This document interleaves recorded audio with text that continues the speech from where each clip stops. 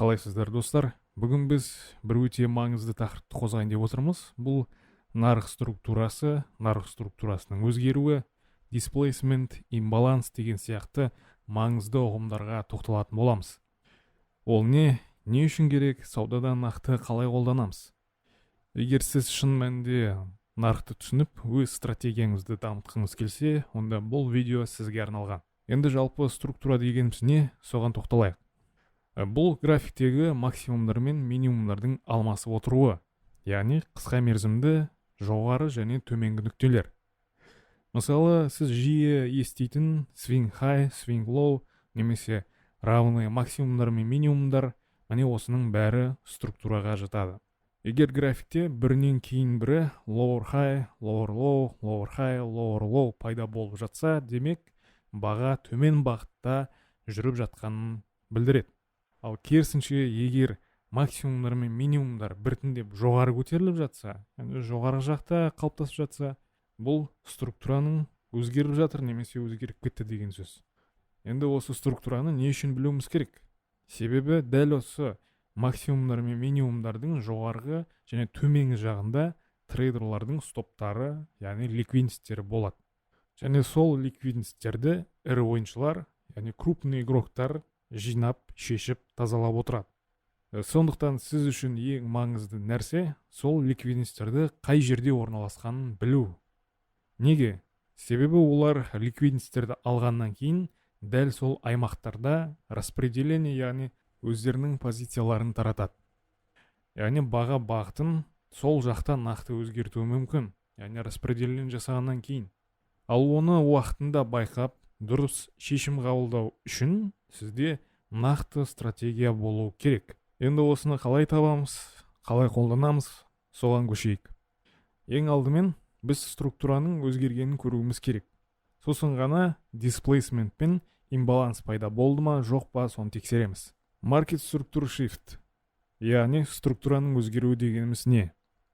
Мысалы, егер баға төмен түсіп бара жатса, сіз не істейсіз? Дұрыс, максимумдарды бақылап отырасыз. Себебі солар структураның өзгеруін бізге көрсетеді. Яғни соларды баға жаңартатын болса, сол максимумдарды бұзатын болса, онда бізге толыққанды трендтің өзгеріп жатқанын білдіреді. Яғни market structure shift бізге тренд ауысты ма, немесе ауыспады ма, соны анықтап береді екен. Айталық, мына 5 минуттық графикке қарасаңыз, мұнда барлық максимумдар сол күйінде қалған, ешқайсысына тиіспеген. Яғни жаңарту немесе пробой болмаған. Яғни баға осы уақытқа дейін бір бағытта ғана қозғалған, яғни бір трендте. Бірақ дәл осы соңғы қозғалыстан кейін структура толыққанды өзгерген, максимумдарға пробой болған. Енді displacement дегеніміз не? Соған тоқталып өтейік. Қарапайым тілмен айтқанда, displacement бұл қуатты, энергичный қозғалыс, яғни импульсті қозғалыс. Ол жоғары қарай өте қуатты импульспен қозғалып, максимумдар мен минимумдардан асып өтіп, структураны жаңартады, яғни өзгертеді. Бірақ мынаны есте сақтаңыз.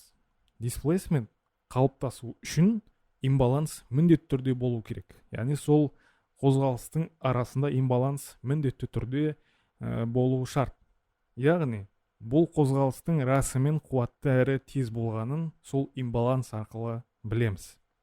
Ал енді сұрақ, бұл қашан және қандай кезде болады?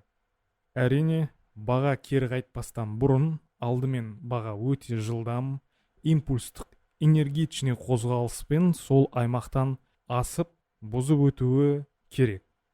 Міне осыны біз displacement деп атаймыз. Жақсы, енді displacemenттен кейін не іздейміз? Келесі қадамымыз бұл имбалансты табу. Яғни жаңа айтқанымыздай, импульстың арасында міндетті түрде имбаланс болу керек. Енді имбаланс дегеніміз не? Қарапайым тілмен айтқанда, бұл баға қозғалыс кезінде пайда болатын бос кеңістіктер. Оны қалай табамыз? 3 свечаға қараймыз. Бірінші свеча, екіншісі және үшінші. Егер олардың фитильдері бір-бірімен дәл келіп бірігіп тұрса, демек баға тұрақты, яғни стабильны қозғалып жатыр. Бәрі қалыпты деген сөз. Бұл жерде ешқандай имбаланс жоқ. Егер свечалардың фитильдерінің арасында үлкен бос орын болса, яғни фитильдері бір-бірімен бірікпеген, араларында өте үлкен бос орындар болса, дәл сол жерде имбаланс бар деген сөз. Сол бос кеңістіктер бағаның қатты импульспен қозғалған жерлері болып табылады. Енді қарасаңыз, 5 минуттық графиктен структураның өзгергенін анық көруге болады. Себебі баға қуатты импульспен қозғалу арқылы структураға пробой жасаған. Осы қозғалыстың нәтижесінде бірнеше имбаланстар пайда болғанын көруге болады. Ал сол имбаланстар сіз үшін позиция ашуға немесе точка входа ретінде пайдалануға болады. Сіздерге түсінікті болу үшін тағы да бір графикалық мысалды түсіндіріп өтейін. Бұл мысалда көріп отырғандарыңыздай баға бізде бір ликвидностьті шешкен, және әзірге біз трендтің өзгеруін көріп отырған жоқпыз. Баға өте белсенді түрде, яғни displacement жоғарылап бара жатқанын көріп отырмыз. Міне көріп отырғандарыңыздай баға бізде өзінің алдында тұрған максимумға обновление жасаған болатын. Енді біздің келесі күтетін нәрсеміз ол структураның өзгергені, яғни осы минимумға баға displacement жасаса, яғни пробой жасаса, біз ары қарай шорт позиция іздеуімізге болады. Мінекей бізде displacement болды, баға айтарлықтай белсенді қозғалғанын көріп отырмыз, өзінің артына өте үлкен имбаланс қалдырған. Ол жерде бізде толығымен структура өзгергенін білуге болады. Енді біздің келесі мақсатымыз бұл өзімізге цель іздеу, яғни мақсатты деңгейді табуымыз керек. Қай жерге дейін біз позиция қарай аламыз, немесе қай аймаққа дейін баға бізде жалғасуы мүмкін. Дәл осы sell side ликвидностьті, яғни сатушылар жағындағы ликвидностьке дейін біз шорт позиция қарай аламыз, және осы аймаққа дейін баға жетеді деп ойлаймыз. Ендігі біздің керек нәрсе бұл интересный зонаны іздеу. Бұл біздің көзімізге бірден көрініп тұрған осы имбаланс. Яғни бағаның осы аймаққа келгеннен кейін бірден шорт позицияға кірсек болады, немесе подтверждение алып тағы да позицияға кіре аламыз. Мінекей баға бізде дәл осы біздің белгілеген интересный зонаға жетті, имбалансқа тест жасады, және көріп отырғандарыңыздай тағы да бір структураның өзгергенін көріп отырмыз. Мінекей осы уровеньге баға пробой жасады, бірақ бұл айтарлықтай қуатты қозғалыс емес, яғни displacement емес. Бірақ бізге ондай аса қатты подтверждение керек жоқ. Бұл жерде структураның өзгерген себебі бізде мына жақта өзгеріп қойды. Ары қарай біз осы жерге бағаның келіп, осы жаққа дейін позиция ашуымызға болады. Егер біз мына жерден позицияға кіргенде, біздің мақсатты екі деңгейіміз болатын еді, яғни екі take профитіміз. Бірінші take профитіміз ол осы жерге дейін болады. Ал екінші take профитіміз бұл осы ең маңызды негізгі минимумда. Келесі біз тағы да displacement көріп отырмыз, өте белсенді қозғалыс, және өзінің артына тағы да бір имбалансты қалдырып кетті. Осыған келіп бағаны тест жасағанын күтеміз. Сосын бұл аймақтан да шорт позицияға кіруге болады.